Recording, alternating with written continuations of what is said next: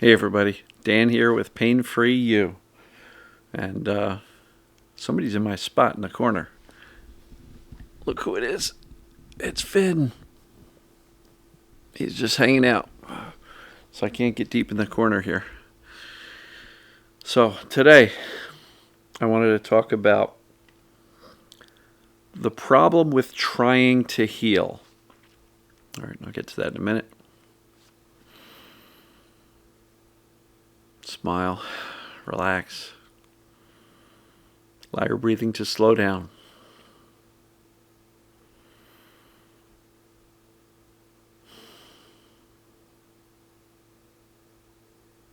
All right. So, the problem with trying to heal. First thing I'll say is there's a big problem with the word try. If I were to say, try to pick up a pencil, what would you do? If you grabbed it and picked it up, you didn't try. You actually picked it up. If you try to pick it up, you'd be looking at it going, I'm trying, but you wouldn't be able to, right? So by default, trying automatically sort of assumes I'm going to fail, right? There's that Yoda quote. What is it? Do or do not. There is no try. You either do something or you don't do it. But there is no such thing as trying. It's kind of a flawed word because it assumes failure. If you say, I'm going to try to lose weight, I'm going to try to watch what I eat, I'm going to try to work out more, doesn't it kind of, in a wishy-washy way, assume failure before you even start? So I like the words implement or practice better than try. I'm going to practice this. Practice means I'm going to do the thing. It may not go well, may not go perfect, but I'm going to keep practicing it. Think of it like practicing a sport. Think of it like practicing a musical instrument. Think of it like practicing a language that you're trying to learn and speak. You're not trying to speak Spanish. You're not trying to play soccer. You're actually doing the thing. And through doing the thing and practicing it, you're going to get better and better. So I don't like the word trying to heal. The other side of this equation is if you're trying to heal, doesn't that presume there's something to heal? That there's something broken that you're trying to fix? So keep in mind, perceived danger pain, the key phrase is perceived, and it's a false perception. Because in the case of TMS, perceived danger pain, anything they find and point to that says, here's the problem, if you've done the assessments and your symptoms are behaving like a mind-body condition, a neuroplastic condition, a TMS or a perceived danger condition, then your body's not involved. Your brain just thinks it is. So what are you trying to heal? I view recovery as a teaching effort. We are teaching the brain that we're actually okay. We do that by the things we think, the things we say, our behaviors, our actions, the things we're avoiding, or the things we're willing to do, even if symptoms come along for the ride. This is an implementation and practice thing. It's not trying, because trying presumes failure. So don't try. You know, and a lot of people, try is a word that's extremely prevalent in our society. Dan, I'm really trying hard. Okay. Are you committed? Because there's a huge difference between trying and committing. And I wanted to talk to you about quitting, right? Because there's a guarantee of quitting. If you quit, it's never happening. If you quit, you're never getting better. If you quit, you're basically deciding to stay where you are. And I get it. We feel like quitting all the time. And there's plenty of times through my 13-year journey, I threw my hands up and I was like, this shit ain't working, whatever. I'll just deal with it. And I lived with the pain. Fortunately, I kept on coming back and practicing and implementing more. Then it would fail. And then there were multiple times I would say, screw this. It's not working. Sarno, thank you for the books. They're wonderful. They tell me what's going on. But there's like a page and a half of what to do. Talk to your brain. Think psychologically. Reject the physical. Resume physical activity. Great. got the checklist in my pocket on an index card. I was doing those things. I must not have been doing it right because I wasn't getting better. So I would try, and I would quit. Fortunately, I kept coming back. So quitting is never an answer. Quitting just basically says, I'm accepting my lot in life, and I am accepting that I'm not going to get better.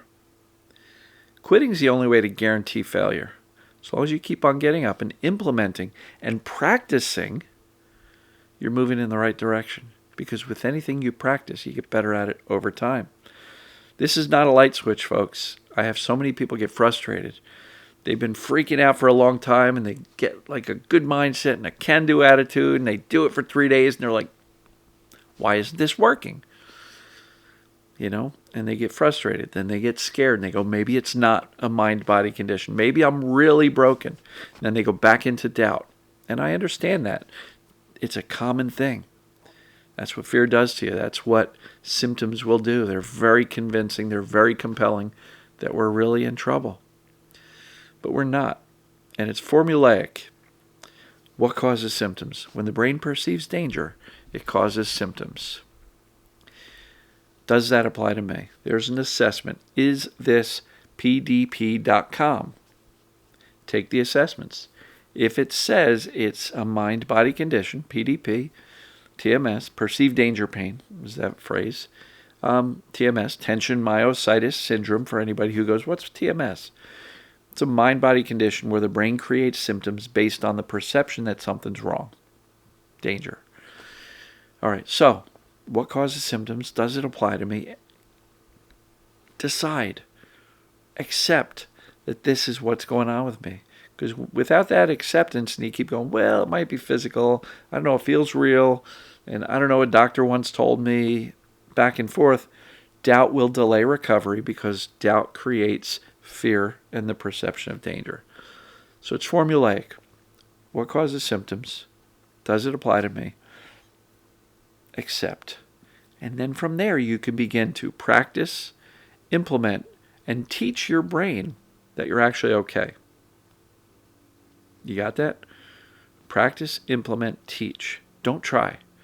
Because trying kind of presumes, well, I'm trying, so I can feel good about the fact that I tried, even though we weren't committed. I'm not judging. I'm not shaming.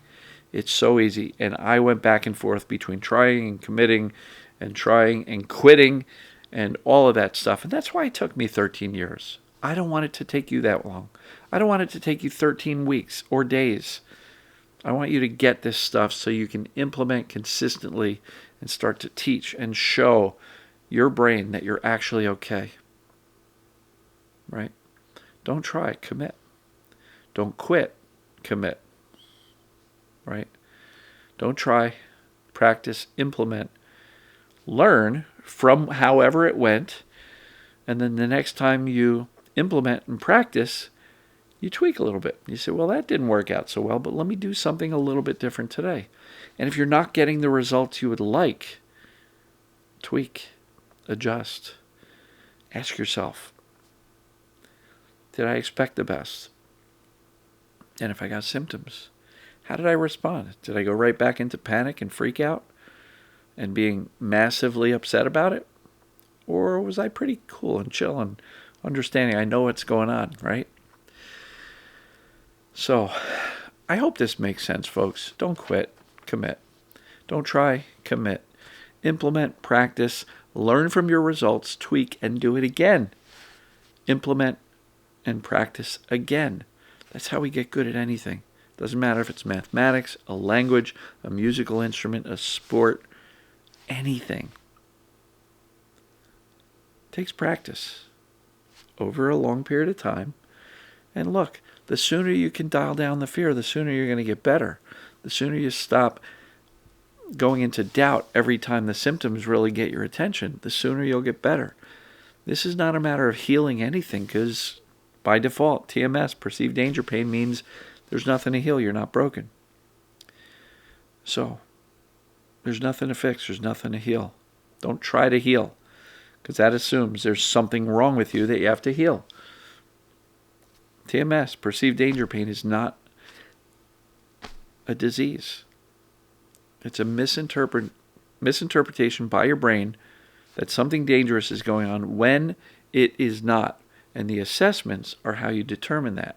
Because if your symptoms behave like a mind-body condition, that's what it is. I always joke, if it looks and smells like a duck, it's a duck. If it looks and smells like a mind-body condition, it's a mind-body condition. So it behooves you to do the assessments. isthispdp.com.